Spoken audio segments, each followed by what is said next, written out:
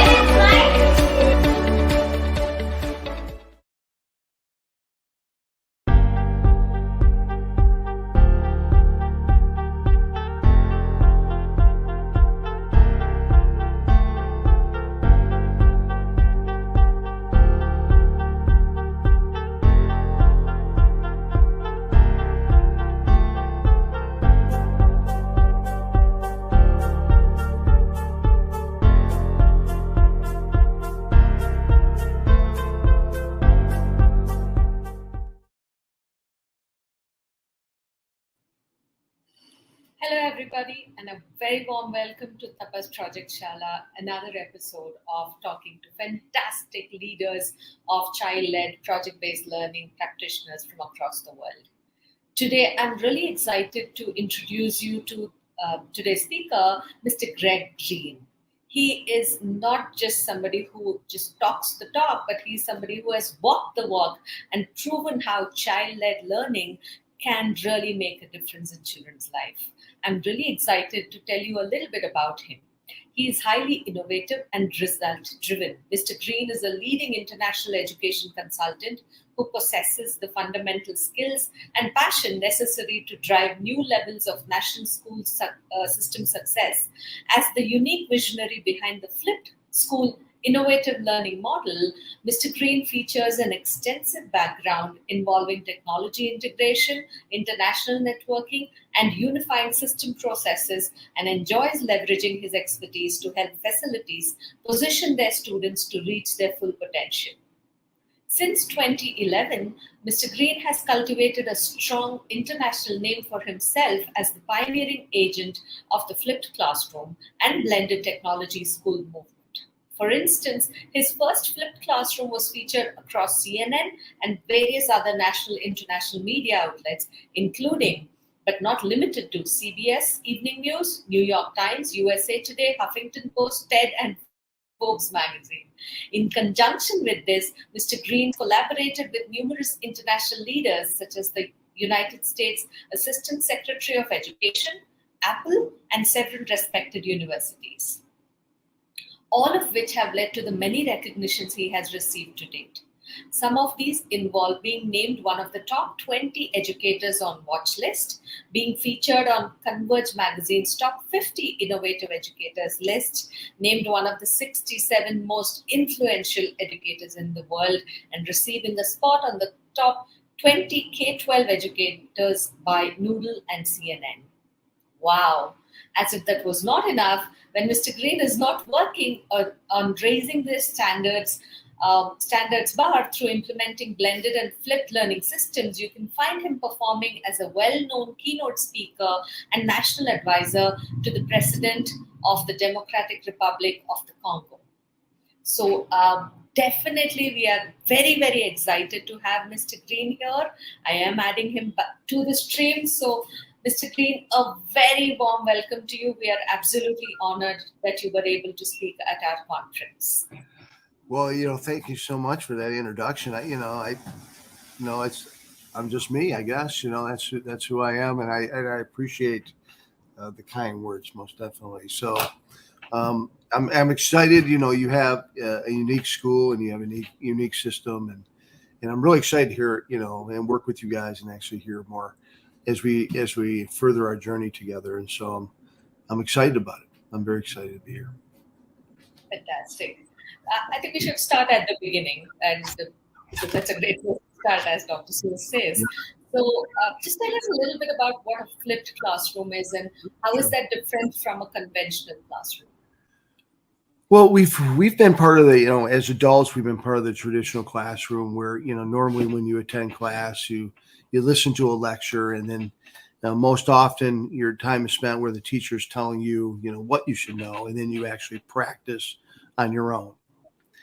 And it's oftentimes, you know, as a person who's gone through it and a person who's actually managed people within that process as a principal and a CEO of a school and so forth and teacher, it can be a frustrating process. And so the flipped classroom basically is just simply, can we front load the information for students, you know, so they review the information at home and they actually come to school to actually practice. So instead of practicing at home, you're actually practicing at school with your teacher, the resources, you know, the feedback that you need in order to be successful. So the flipped classroom oftentimes is labeled with technology, or it's labeled with, but it's actually in a process where you flip the two ends of the process around. You know, instead of doing homework, like that's what the term homework means, instead of doing work at home in a traditional sense where you're doing practice, you know, what we've done is we said, well, one in case we just one in case we flipped the two ends, right? What in case we actually reviewed information at home, where the home is more of a setting for review, and then we actually practice with the experts at school. And so that was the common sense to our situation at our school, and we became what's known as the flip school, you know, around the world, and the results followed. And so so the traditional is really, you know, to kind of recap, the traditional is where a teacher lectures most of the hour, and students take notes, and then they take those notes and they go practice at home in an environment that's not very supportive at times, challenging for parents and so forth. And then, but the flipped classroom is the opposite. It's where you actually review information at home to get ready to practice with your teacher. And so that's defining and we do that so that we're more supportive for our students. It's, you know, with the resources that we have. As simple as that. Perfect. I think it just makes so much sense when we flip these two and the results are there for you to see, right? But you did mention about homework. Sometimes homework takes on a very negative connotation when it comes to parents and how they view homework. So how do you deal with that? Well, I think they're right, first of all. I mean, I think they have a legitimate concern. I mean, I think that, you know, we oftentimes will pay tuition to schools to, you know, make sure that students are successful. We oftentimes pay taxes and so forth for students to, you know, to support the schools. But our schools really using their resources in the best way, right? And so, well, you know, we have experts, we have learning spaces, we have training for teachers, we have all those things. And then, you know, what we do traditionally is we just tell the kids what to do, and then parents are supposed to kind of pick up the slack of, like, you know, where it is. If we're practicing at home, you know, how do you do if a student is stuck? Where do they get help at, right? And so it becomes the question of, what, you know, what is the role of school? Is the role of school to really give people information and have them practice outside of school, or is the role of school to actually help a student with the practice and the process that, you know, they need to master? And so, and I think that's the frustration point for parents, is like, well, I might have gone through that process, but it was 30 years ago that I went through it. Or it's not even the process that I went through.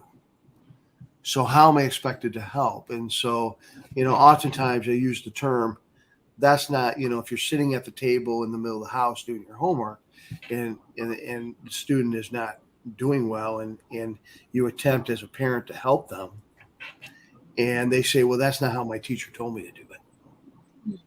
And I think as a parent of two children that are now in college in age and an adult, I went through that a lot. And I said, even in my own kid's school, like I'm an educator. I'm someone who's in school all day, but I'm not expert in chemistry and I'm not expert in accounting. I only have a certain expertise. And so it's very difficult for parents, it's a challenge for parents to help. And then they have to go in and they have to pay for extra help. Well, that becomes even more frustrating because why am I sending my student to school in the first place? So, it becomes this frustration cycle. When we actually flipped it around, we used to get, so in a traditional sense, when I was principal, we started measuring the amount of, customer concerns, right? And so what we found in the traditional sense, we had about 300 academic concerns a year. Parents coming in, and we had 800 students, and they took 7 classes. So we understood, there's a lot of contact points, but it's still a lot.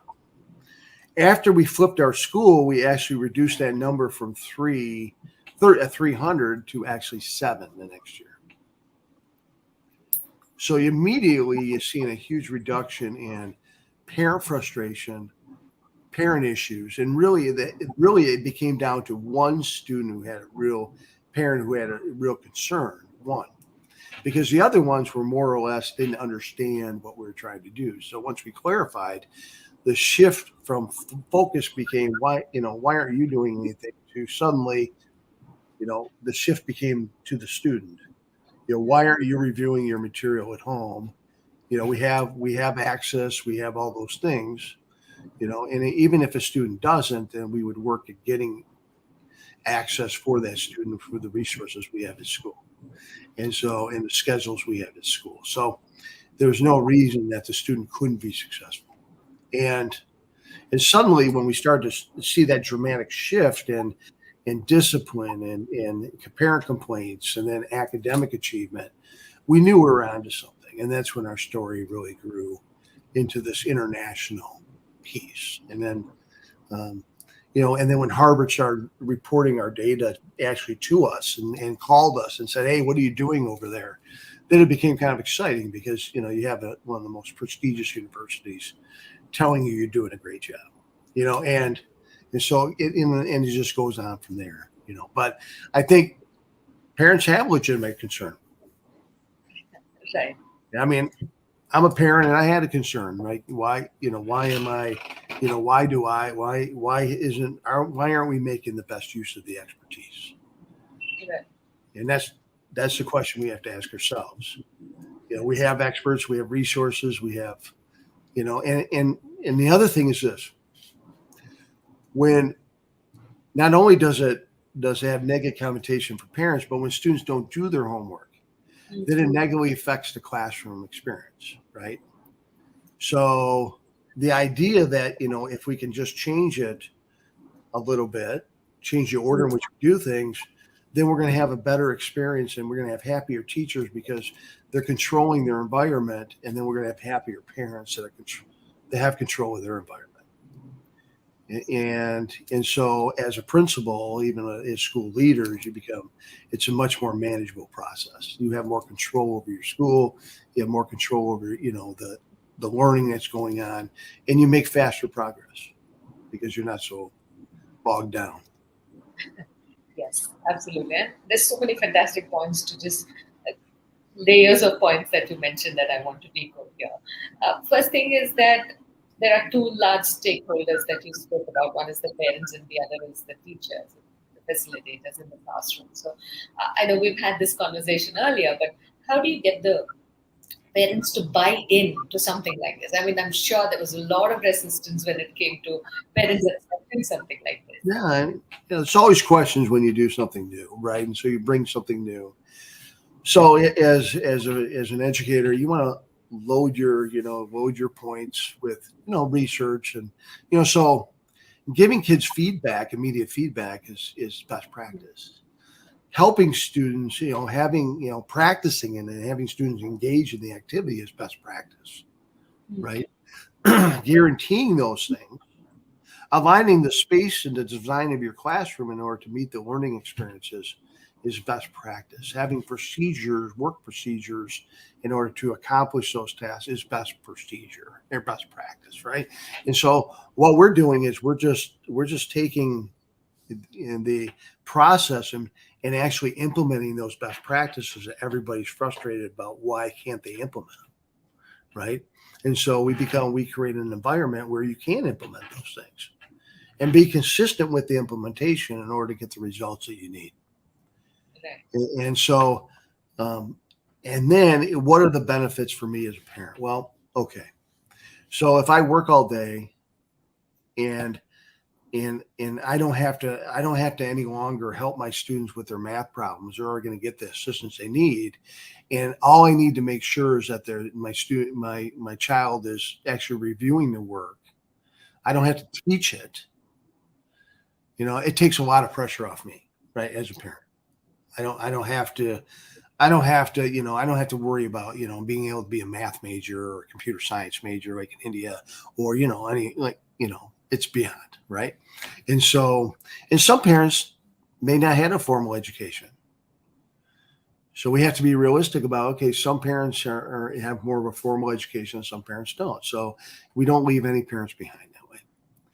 They're in families. The other thing is this, and for teachers, selling it for teachers is like, what's the benefit for teachers? Is that you have more control over your environment. And you give better feedback to your students. And you don't have to take as much work home.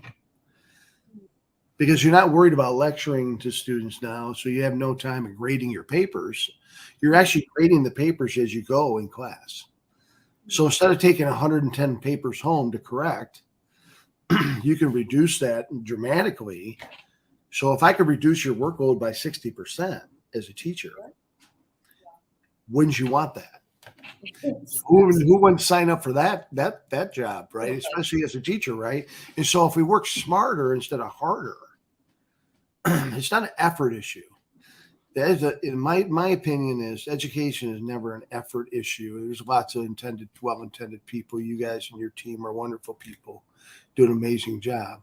The idea is that how do we work properly in order to get the outcomes that we're looking for? Right. That's the key. And so we have to be very intentional about our design and our end goal and then our design with it. And I think that, in respect to India per se, they built a country on that. And I think, things like this could be very successful in places like India.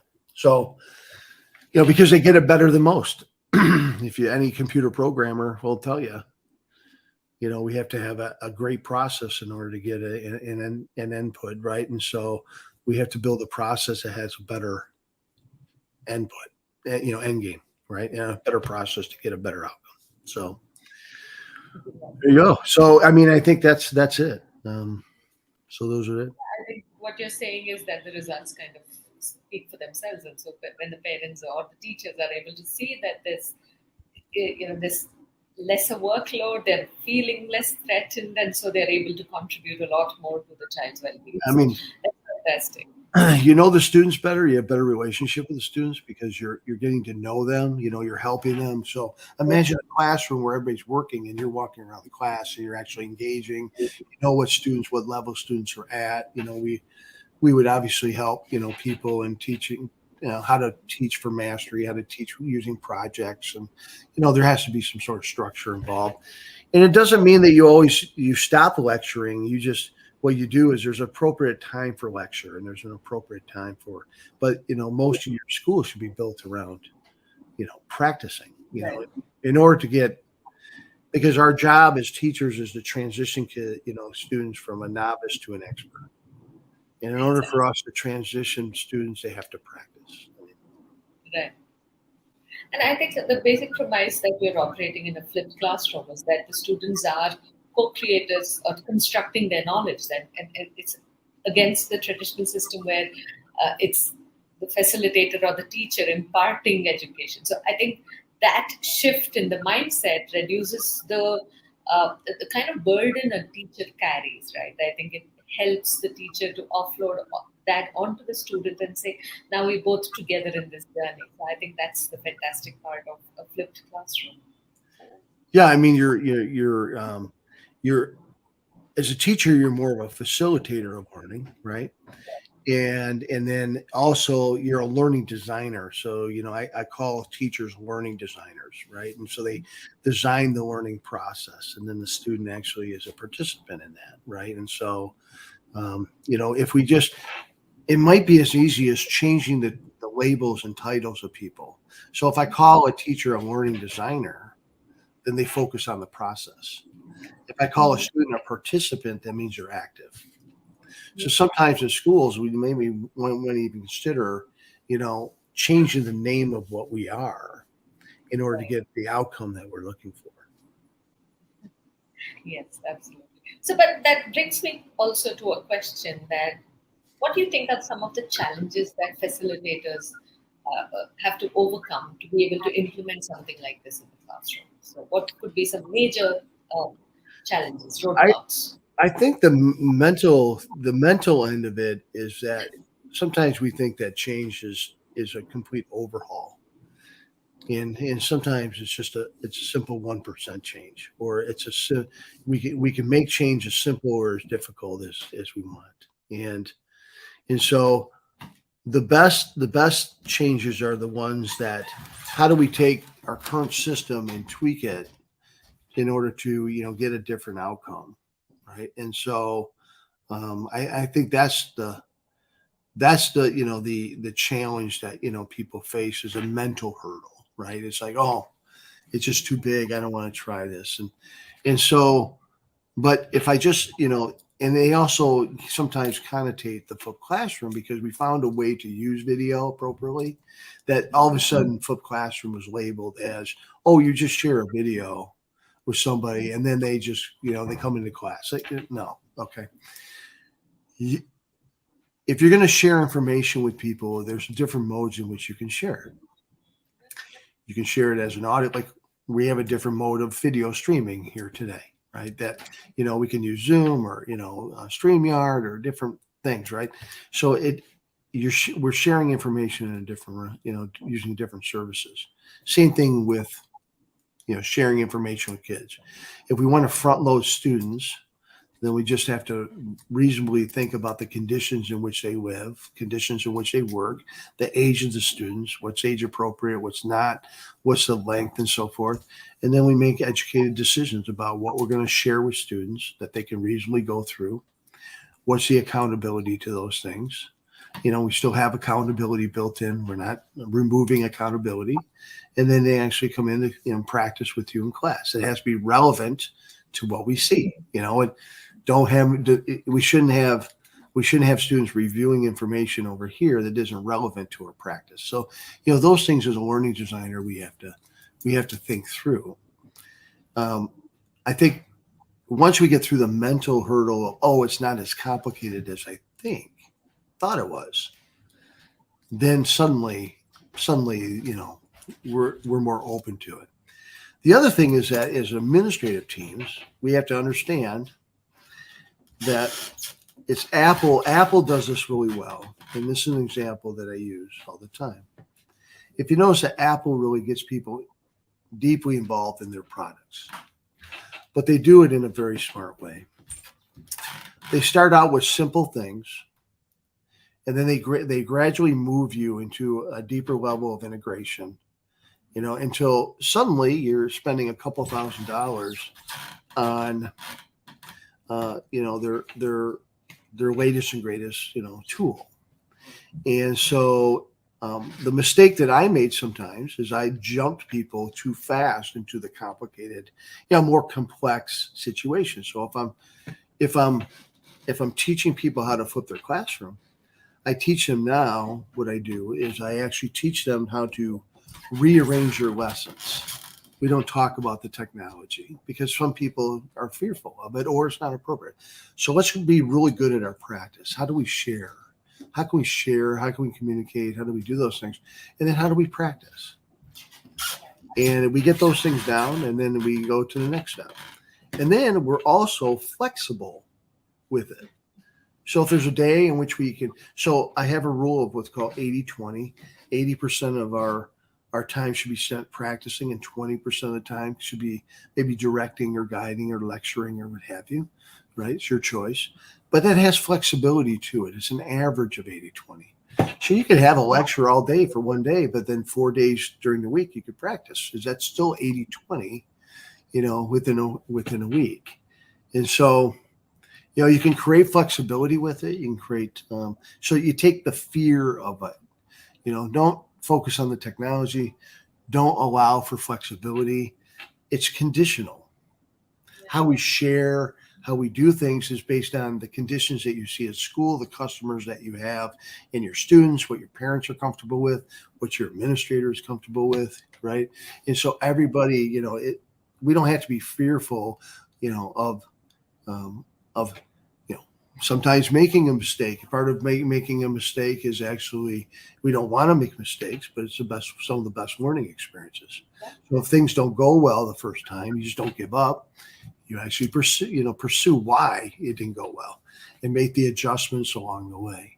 And then you'll have your lessons learned, and you'll be able to create a flipped classroom based on the conditions that you see and the skill sets you have and stuff like that. So it's a long answer to a short question. There you go. Yes, always, right? The answers are always long, but the question is so simple and short.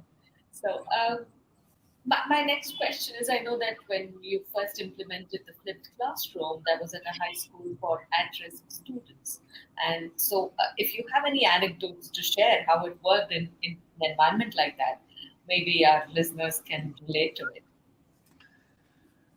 Well, at-risk students, when we talk about at-risk, there's, not only are there at-risk students from an academic, but there's at-risk students from a financial. And sometimes students are really well intended, but they don't have the resources that, set them up for success. So it's really important to understand, the profile of students, what types of students you're working from, what conditions do they come from, what's the education levels that they have, and so you start to look at, it's just like a business, if we're in the business of school, we would say, well, what does our customer look like in order to, create value for that customer in our school? And so that's where, we really have to start thinking more as take the business principles that many of us know and say, okay, how to maximize the value for our school.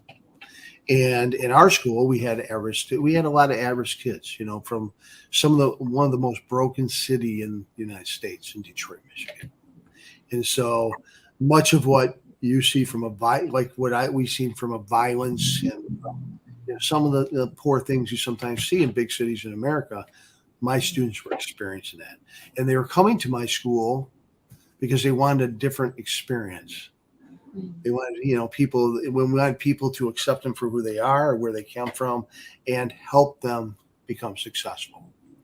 And so sending homework home in that school environment, like home environment, was a waste of time.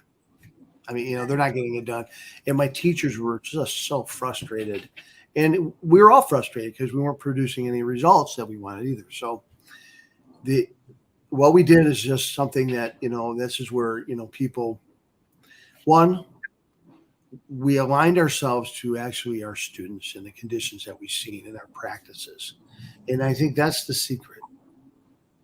That's the secret. It's, and then, working with at-risk students, we have to be, we have to be empathetic. We have to be, we have to be conscious of the conditions, and we don't penalize them because this is what we've always done. We don't penalize them for things that are out of their control. Right.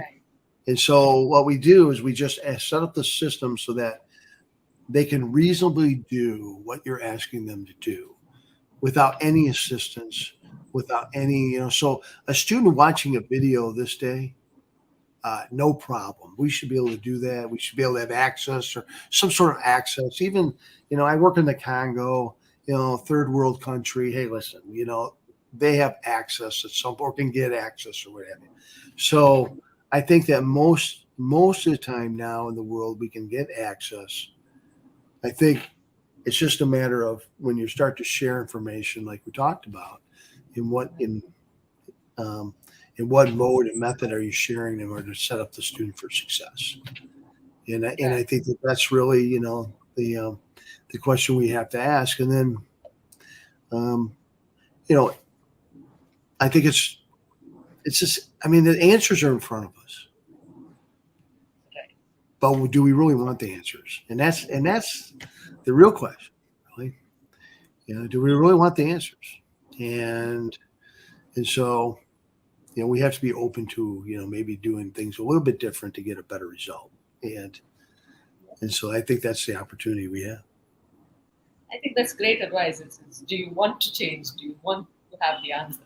So when you introspect, that's when you're able to change. That's fantastic.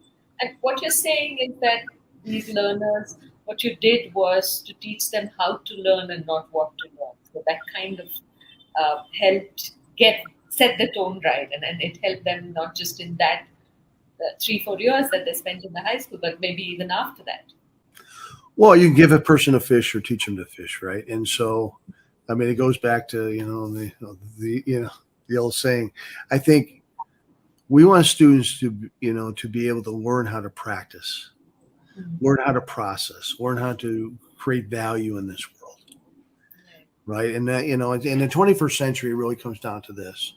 Do you have the basic skills? Can you follow somebody's process that they build? Can you develop that process, and can you manage people within that process? So project-based learning is critical to that. Listen, we have a goal, and we want you to try and accomplish that goal. And can you create a process to do that?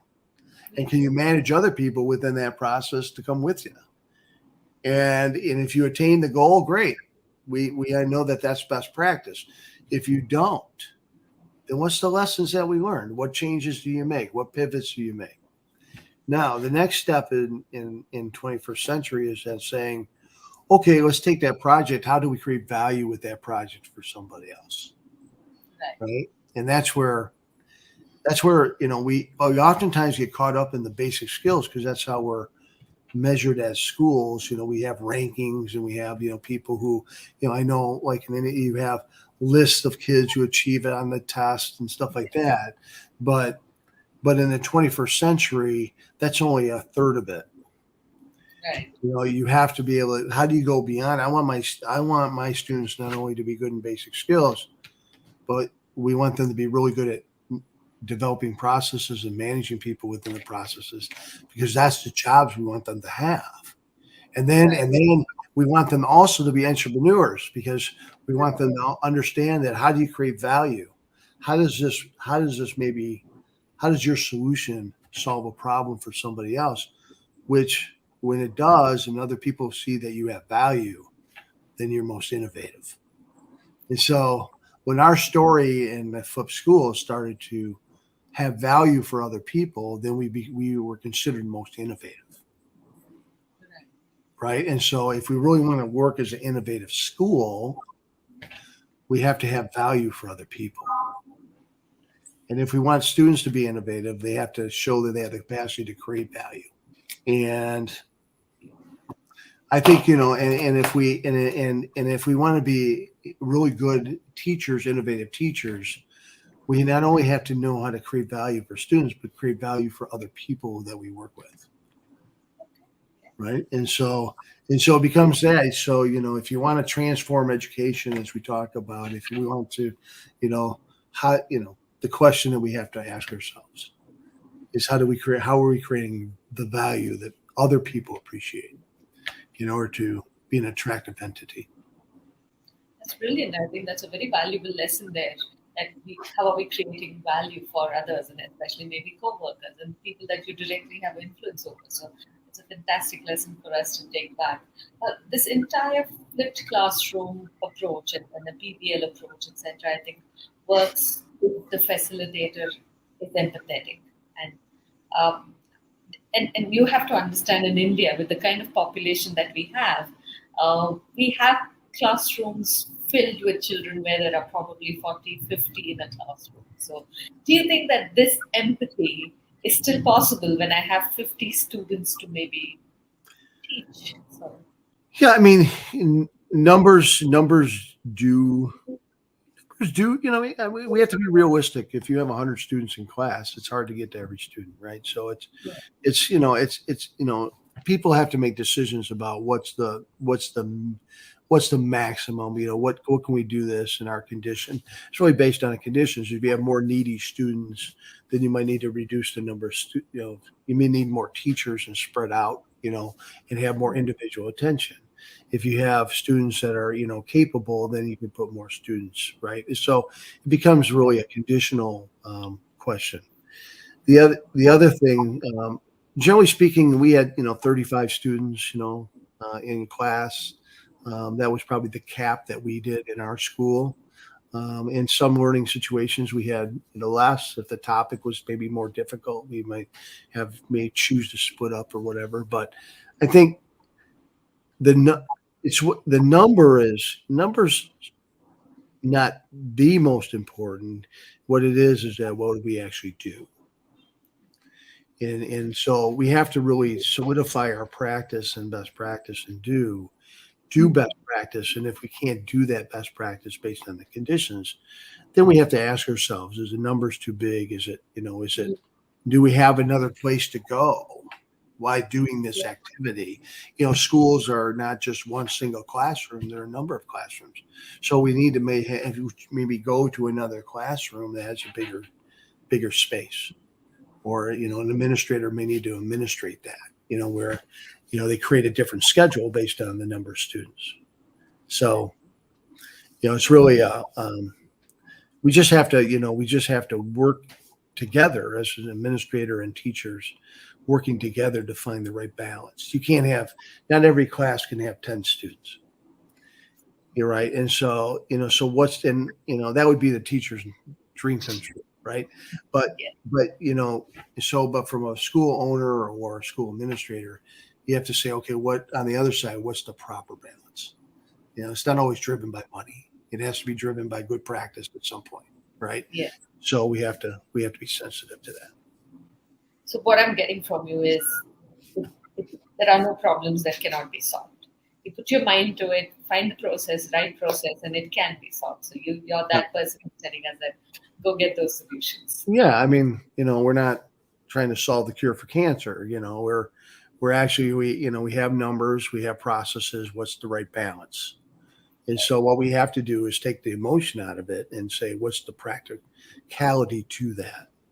What's what's the realistic for a teacher that sees 150 students a day? Realistically, we want them to be able to spend some time with their students, right? And so if they're trying to touch 150 students a day, and maybe we can have them touch upon the work of 120 students rather than 150, and we might have to spread it out, or we might have to think differently about it, and so that's I mean, it'll be individual decisions and costs and stuff like that. So, it's not just cut and dry, and there's a lot of gray areas sometimes to it, but we need a starting point. What's our process? And is it realistic to be able to offer the support and value that parents seek with the number of students that we have? Right. And if we feel it's realistic, then we try it. And if it is, great. If it's not, well, then, it could be a number of things. It could be, it could be a lack of it's just the numbers, or it could be lack of skill from somebody on the professional side. It could be, so we have to examine the whole thing. I hear you. And I think it just means that we need to keep calibrating ourselves and never feel that this is good enough. So, and probably every school year is different. So, one of the things we have to also understand is that from year to year, your school should be evolving and creating value. What's the value stream this year? What's the value we're going to give students? What do parents expect and so forth. So I think that's always what, we want to always understand that we have a different customer every year in front of us. Students change out, transition, new staff. So we always have to ask the value-driven questions. That's brilliant. I think there's so much value that you've added to us by being part of this conference. So I'm really grateful for that. And I think there will possibly be a lot of questions that you viewers have for Mr. Green. Unfortunately, since this is a recorded session, you will have to leave your questions in the comment section. We will request Mr. Green to answer those questions and we will post them back to you. So hopefully you will get your answers that you're looking for. And Mr. Green, I'd like to ask you for one parting thought that you want the viewers to leave with. One thought. Yeah, I think that the parting thought that I'd like to leave is that systematic change is really a rule of 1%. Can we change our environment? How do we create a minimal change in order to get a great outcome, and have major impact? So what we want to do as schools is we want to look at what processes and what things have major impact, and then how can we simply make systematic or simple changes to that process in order to get a dramatic outcome.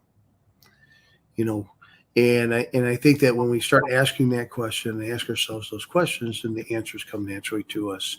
And we're not working on everything. We may just choose to work on, like, for instance, having students do their homework with us affected us across the board. Teachers were happier, parents were happier. We had more students coming to our school. Our scores went up. So working on doing homework with kids, traditional homework in the classroom had all these positive effects in our whole environment. So this is a core thing that we're going to focus on. We have 1,000 things we could focus on, but this is most important. And so I think that's my advice to our administrators, is that determine what has the greatest effect, and then that's the time you should spend on that, instead of getting caught up into the minutia of school and never focusing on the right things in order to create impact. Absolutely. Great words. I think that's great learning, that make change, but make it so small that it's indiscernible and it's something that you get used to, and then large changes happen over a period of time. You realize. And also have your own personal passion project. So when you have your own passion project, like I did with the Flip School, I get to travel around the world and talk to others about it. And so it's something that, so you having, I credit you guys for having your own personal passion project. And I'm excited to support that for you and your students. So. Thank you so much. This has been wonderful chatting with you. We hope that we have a lot more conversations about this in the future as well. We are hoping to see a lot more parents and schools writing to us, talking to us about flipped classrooms and project-based learning. So thank you once again, Mr. Green. It's an honor having you. Thank you for having me. I appreciate it.